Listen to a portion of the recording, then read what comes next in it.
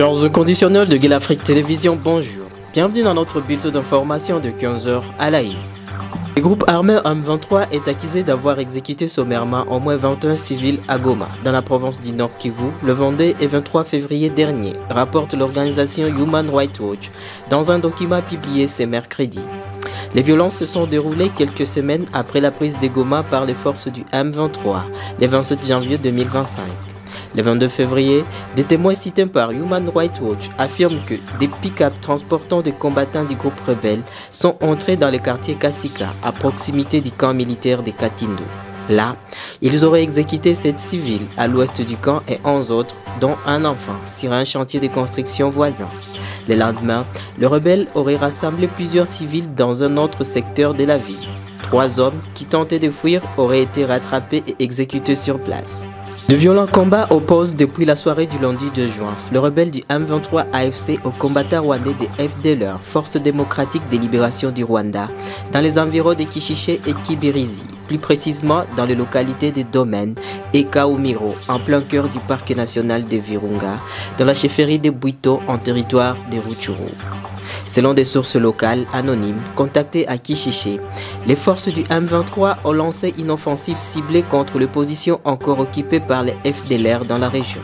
Cette zone, bien que théâtre de tensions récurrentes, est également un lieu d'activité agricole importante pour les populations locales. La République démocratique du Congo a été élue ce lundi à la vice-présidence de la 80e session de l'Assemblée générale des Nations unies, dont l'ouverture est prévue le 9 septembre 2025. Cette nomination marque un tournant symbolique et stratégique dans le retour de la RDC sur la scène diplomatique internationale. Elle intervient à un moment clé, à la veille de l'élection de membres non permanents du Conseil de sécurité, pour laquelle la RDC est également en lice.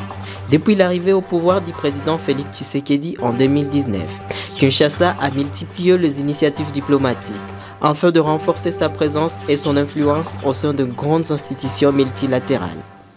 Au Tchad, l'ancien Premier ministre et opposant Sixé Masra a été entendu ce 3 juin 2025 sur le fond, pour la première fois depuis son arrestation le 17 mai dernier en N'Djamena, selon ses avocats.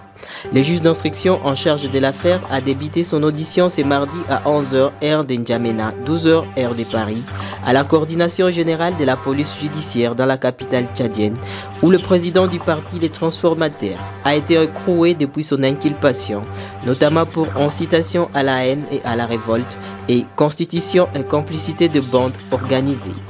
Il est accusé d'avoir incité au massacre de corandais éleveurs par des cultivateurs le 14 mai dernier, dans sa région natale de Logoné occidental.